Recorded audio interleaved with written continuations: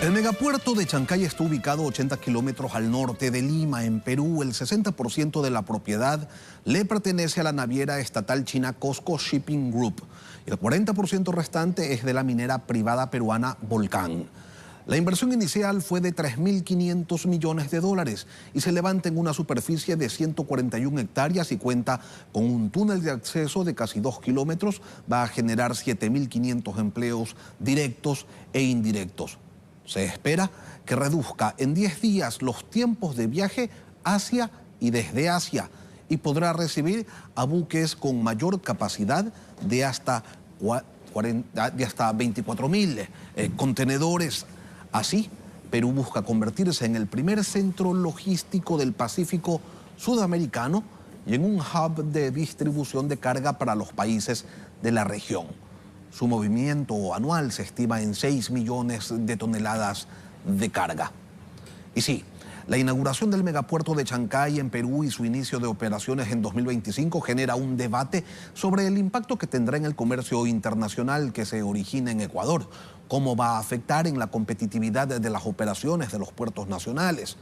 Esto lo vamos a revisar con Juan Carlos Díaz Granados, analista económico, exdirector ejecutivo de la Cámara de Comercio de Guayaquil. Doctor, buenos días, bienvenido a Contacto Directo. Buenos días, muchísimas gracias por la invitación, Lenin. Empecemos, doctor, por las amenazas que implicaría el tener un puerto moderno con capacidad de operar a gran escala, con tarifas más bajas y tiempos de operación más cortos, sin contar con la agilidad en los trámites aduaneros, la conectividad vial y ferroviaria y la seguridad en las operaciones. ¿Se puede medir ya el riesgo, los riesgos que supondría esto para el manejo de carga de los puertos nacionales?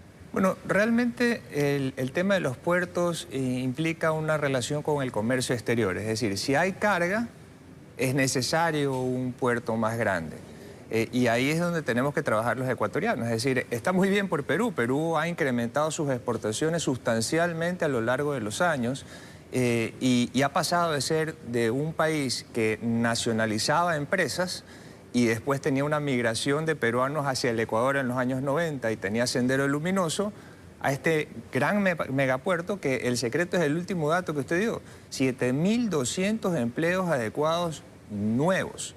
Y por lo tanto, es decir, nosotros tenemos que tener eso en el radar y tratar de convertirnos como país en un hub que tenga relaciones con Asia, porque Asia también implica, además de China, que es nuestro principal socio comercial, el principal socio comercial también de Perú, implica Indonesia, implica Nueva Zelanda, implica Australia, Japón, Corea del Sur. Es decir, nosotros estamos en línea recta con todos esos países y estamos haciendo más negocios con esos países. Por lo tanto, tenemos que tener en el radar esa infraestructura gigantesca que se ha armado en Perú y está muy bien y bravo por los peruanos, pero lo que tenemos que hacer los ecuatorianos es ver cómo fomentamos el comercio exterior para poder incrementar la infraestructura nuestra, porque veamos como ejemplo el aeropuerto de Manta. Es decir, ahí está la infraestructura, pero no aterriza nadie ahí. Es decir, las concesiones, las personas que tienen las concesiones, los inversionistas que tienen las concesiones privadas de los puertos, invierten cuando existe la carga. Y ahí tenemos una serie de deberes que tenemos que cumplir para poder lograr que haya un comercio exterior mucho más fuerte. Pero los exportadores nacionales podrían llegar a tener interés en poder colocar sus productos en menor tiempo en el mercado asiático. Si la naviera que va a operar en Chancay desarrolla líneas con Ecuador para captar carga, se podría quizás constituir en una oferta difícil de rechazar. Fíjese que la mayoría de los puertos están manejados por navieras. Es decir, las concesiones son entregadas a las navieras. Entonces las navieras no van a implementar esa inversión a menos que tengan la carga necesaria. Y ahí, ¿qué es lo que pasa? En la labor de los abogados, por ejemplo. Es decir, cuando vienen los inversionistas y dicen, yo quiero invertir en el Ecuador o hagamos un estudio para invertir en el Ecuador, y ahí van a salir varios detalles. Por ejemplo, la inflexibilidad laboral. Y ahí hay muchas oportunidades de mejora, como por ejemplo, que haya contratos a plazo fijo, que haya contratos por hora, que se incremente el número de meses para el contrato a prueba, por ejemplo, un contrato a prueba por 180 días.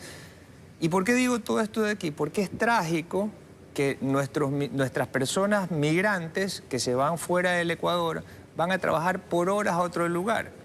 Entonces, tenemos el peor de los dos mundos cuando pudiéramos tener esas personas que hemos formado aquí en el Ecuador, que se ha pagado impuestos para la educación de esas personas de Ecuador, que se vayan esos talentos a ser aprovechados en países desarrollados.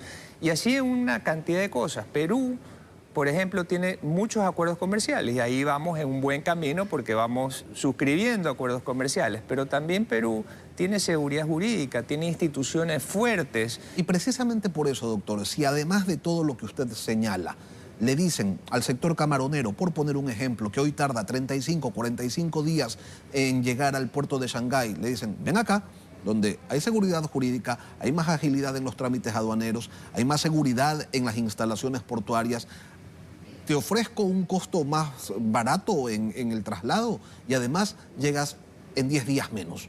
Entonces, ¿cómo decirle que no a una oferta de ese tipo? Sí, al final se reduce a eso, Lenin, a un tema de costos. O sea, yo pienso que los puertos de Ecuador siguen siendo un buen instrumento para ser utilizados para salir y colocar nuestros productos en el mundo.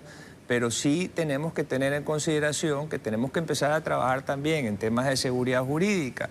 No, hay temas tan extraños en la tramitomanía del Ecuador. Por ejemplo, se devuelve el IVA a los exportadores.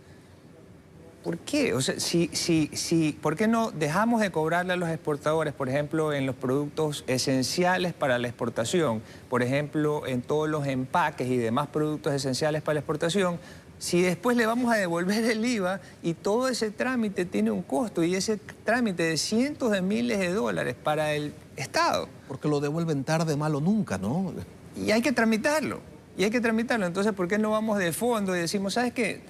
No te vamos a cobrar IVA, por ejemplo, en el tema de los empaques. Y no es una idea que se me ha ocurrido a mí, esto ya fue debatido en la LODES hace mucho tiempo atrás. Entonces hay una serie de cosas que evitan también el desarrollo por esta visión de trámites, de restricciones, que nos tienen situaciones como por ejemplo en la falta de seguridad energética. Es decir, se le niega la participación constante al sector privado a pesar de que el sector privado vía concesiones aeroportuarias, portuarias, de telecomunicaciones, hasta con los mismos municipios. No sé si usted recuerda los pipones que salían en televisión que decían todos los días que no se podía hacer obra pública en Guayaquil. Se empezó a contratar a contratistas privados y se empezó a hacer obra y ese modelo fue también copiado para beneficio de todo el país en otros gobiernos autónomos descentralizados. Y usted ha dicho que esto al final es un tema de costos, ¿no? De eventuales menores costos para los exportadores, menores costos en la manipulación de la carga, en el costo del flete, en el tiempo de traslado hacia el destino final. ¿Se puede ya tener un cálculo aproximado de qué tan más barato resultaría la operación desde Chancay versus los puertos nacionales? Yo he conversado con varios sectores relacionados al comercio exterior y en este momento, es decir, Chancay no se ve como una competencia más allá de que tenemos que hacer un análisis de mercado con los países que son competidores en la región y ver lo que están haciendo en el Perú. Pero la realidad es que en este momento no significa un cambio de los que participan en el mercado exterior ecuatoriano, importaciones y exportaciones, como para que se vayan a Chancay. Pero lo que sí tenemos que hacer es trabajar para que empiece un mayor flujo de carga en el Ecuador. Y eso se hace a través de la seguridad jurídica. Es decir, Perú no está creciendo en agricultura, en exportaciones de pesca, en exportaciones de todo tipo, porque sí, es porque están las condiciones dadas para que eso se produzca. Y eso es lo que tenemos que trabajar. Fíjese, Lenin, cuántos años nos hablaron de que la balanza comercial tenía que ser beneficiosa para el... Ya, en este momento la balanza ahora se exporta más que se importa. Que esa no es, lo importante es la última línea del balance, es decir, la gente no importa si es que no hay los dólares aquí para importar o si es que no hay consumo en el Ecuador. Tener una balanza comercial favorable no necesariamente indica tener una economía boyante. No, porque yo le pongo otro ejemplo, es decir, si yo quisiera, yo quiero comprar vegetales o mejor dicho, quiero que en mi casa haya vegetales. Entonces tengo que ir a comprar al mercado eso de ahí, a menos que yo decida tener una hacienda para cultivar los vegetales. Es decir, alguien me tiene que proveer de eso de ahí. Yo soy la balanza entre el mercado y la mía es favorable ¿a quién? Al mercado, por supuesto, pero lo que yo tengo que ver al final del año es si yo fui rentable o no. No preocuparse, pero tampoco despreocuparse por esta mega infraestructura que se ha armado en el Perú. Exacto, verla como un ejemplo de oportunidades que se pueden producir para el Ecuador, y el Ecuador está geográficamente bien ubicado para hacer negocios con todo el mundo. Tiene una serie de ventajas como el talento humano, los recursos naturales, el turismo, etcétera. Y tenemos que empezar a trabajar para, eso sí, fortalecer nuestro comercio exterior vía exenciones exenciones de impuestos, por ejemplo, esto del IVA que acabamos de mencionar, menos tramitomanía, que sean más fáciles las concesiones, es decir, cosas que podamos avanzar más rápido en beneficio de quién, de la gente. Juan Carlos Díaz Granados, ex director ejecutivo de la Cámara de Comercio de Guayaquil. Gracias, doctor, por acompañarnos esta mañana aquí en Contacto. Gracias por la oportunidad, Lenin. Es tiempo de una pausa, ya regresamos.